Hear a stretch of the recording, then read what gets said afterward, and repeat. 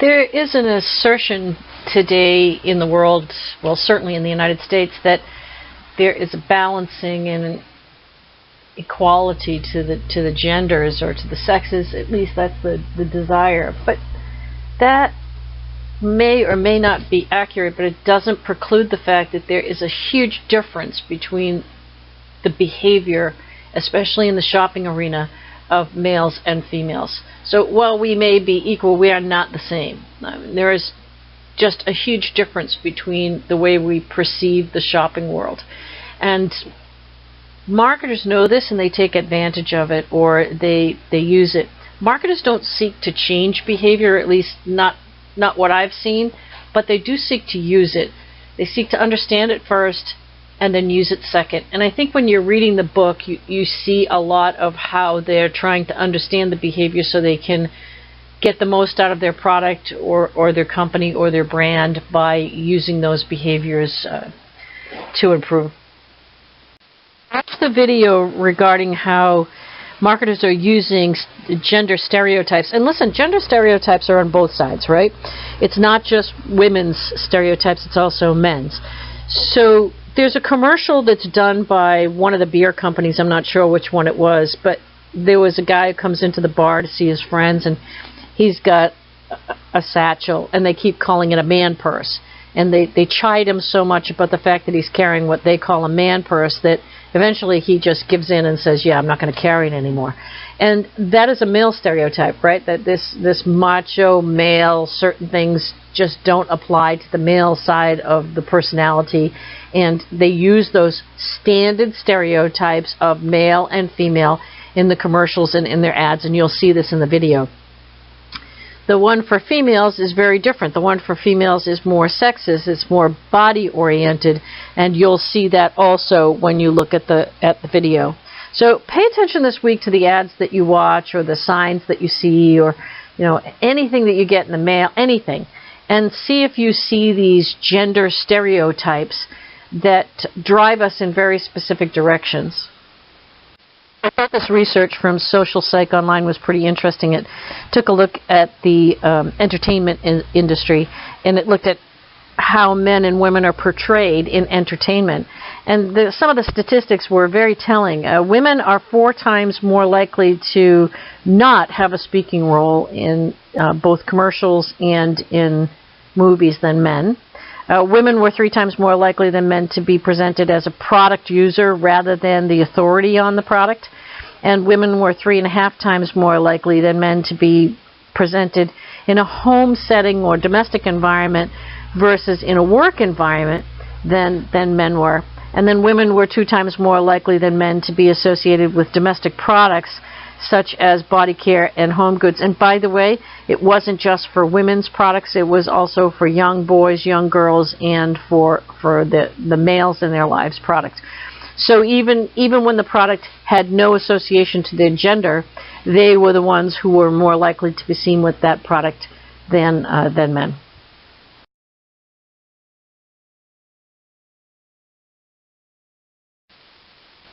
As you know, we are sensory beings, and color is one of the things that we respond and react to. And they did some research to see what colors men responded to and what colors women responded to. And men overwhelmingly responded to this color palette here.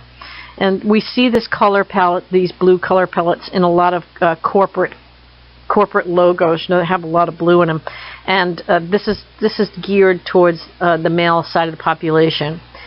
It's also, as you might remember from the sensory tapes that we did, it's also related to trust and to growth. So maybe men are seen more as the growth side of the industry. I don't know. I don't know what you take from it, but this is the color palette that more men respond to than women. These are a bunch of commercials that I think are just interesting to watch. Some of them are a little bit older, some of them are newer, and you get an opportunity to see how men and women are portrayed from very young ages. Some of these commercials are for people who are 8, 9, 10, 12, and you get to see that gender stereotyping happens very early on. It's not something that's just restricted to adults. These are some very interesting commercials that take a look at one particular company's approach to both men and women in their advertising. And you're going to get to see how even in the female commercial, the male stereotype is very inherent in there. And I think you'll enjoy it. Maybe you've seen these commercials, maybe you haven't. But marketers are definitely using gender stereotypes, and this is a really good example of one company's ability to use gender stereotypes of both sexes in one set of commercials. This is another really interesting piece. It looks at women's body types and how they morph through the ages. And when you see them and you start looking at the ones from the 60s, 70s, 80s, 90s, 2000, you're going to see how marketers use those images in their advertising.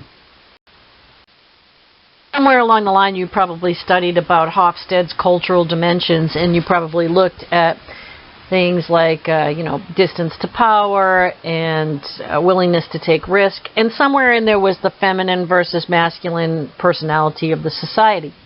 If we look at societies like the Middle East, where predominantly it's a masculine society, then we have to wonder what kind of buying behaviors for gender purposes have to be overcome in these cultures for some companies to do well. So you would think Victoria's Secret, who is, when you think about Victoria's Secret, you think of them as a very sexist type company. You would think with Victoria's Secret, it would be challenging to do well in the Middle East, because those types of things are not shown in public, and stores can't have those types of displays in the mall. But actually, it's done really well. Now, they had to make a lot of modifications to the way they address their store, like the windows are blacked out, and you'd have to get into the store in order to really see any of the product or try any of the product on. And they've arranged things a lot differently. So just because there is a stereotype, or just because there is a predominance of the way gender is looked at in a culture, does not mean that a company cannot overcome it and be successful. And we're going to look at a couple more products that have done very well by crossing the gender line. This one did not cross the gender line, but we're going to look at some that did. And there are also companies that have done well by railing against the stereotype. So Dove, after the debacle with Victoria's Secret's Perfect Body advertisement, Dove decided to go the anti-perfect body and say every body is perfect. And they've done very well kind of fighting that sexist stereotypical image that's out there of women. But, sex sells. So I do have a slight funny story to tell you. When I was a kid, this is called a pink princess phone, and my sister had one of these in her room. Now, I'm older than probably most, or if not everybody in the class, and so consequently we had what's called a party line. A certain ring meant your house, somebody else's was the Lappins, somebody else's was the Joneses. And when you picked up the phone, you could hear any conversation that was going on. So my brother, who's older than I am by a couple of years, one day that the phone was ringing and the phone in the kitchen wasn't working, and the only phone that he could pick up on was this pink princess phone. And it was his girlfriend who was on the phone. And he said he had a very hard time talking on the pink princess phone because he felt emasculated. So if you think images like that are only from the 1950s and 60s, think it again. Really start to watch the commercials this week, and you're going to see that buying behavior when it comes to gender hasn't changed as much as people think it has. So an industry that's done a really nice job of crossing gender barriers and finding a way to be successful, regardless of whether it's males or females, is candles. These are called man cans, but you can find a lot of different candle companies out there that are specializing in candles for men. Recently, my 30-year-old nephew asked for this as a Christmas gift. He asked for candles as a Christmas gift. And he said, it's really nice now that they have scents like tuxedo and grass. I don't know all the scents, but they have a lot of scents that are a little bit more manly. And he said not only that, but the packaging is more manly. It doesn't feel like the pink princess phone in the previous slide when you have one of these man cans or a candle that looks more masculine. And so this is a product that's done a very nice job of cutting across the gender barriers. Somewhere along the line, I'm probably going to ask you for a company that has also done that, maybe on one of the exams. But so be prepared or be thinking about companies that have crossed the gender barrier.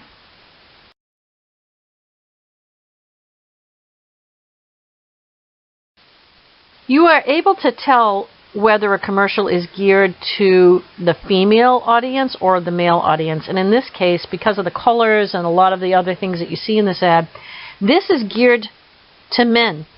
This commercial is geared to get men to buy this product, not women. Now, there are other Davidoff commercials that are geared towards women, but this particular one is geared towards men. And it's interesting, if you watch the commercial, I think you'll start to see a little bit more of the imagery that's in here around the gender.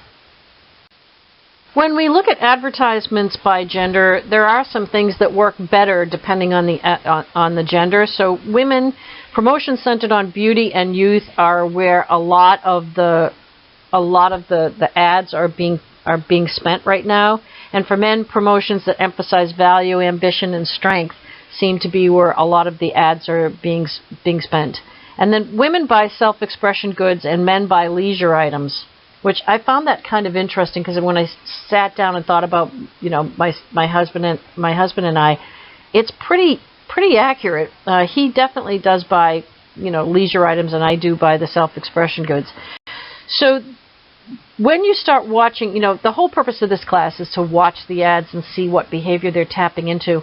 When you see some of this, they're tapping into gender. That's what they're tapping into. They're tapping into the predisposition we have to be interested in certain types of advertisements.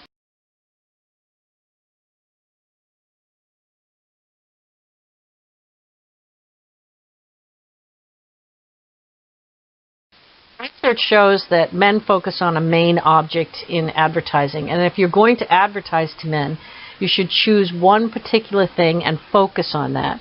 They also pick up main ideas that need to be pretty obvious. You can't have main ideas that are hidden or obscured. You want to have that main idea when you're doing a male-based ad to be right out there front and center. And they think big picture, so the details may or may not be very important, and you should probably leave those off and let them come to your website to get additional information. And as sad as this sounds, because it's very stereotypical, the research shows that males like data, they like sex sells, and that humor is one of the things they also like in advertising. The next few slides don't have any voiceover on them because they're self-explanatory, and it's more how you respond and react to the pictures or the images. So don't worry if you don't hear a voiceover. It's just not necessary.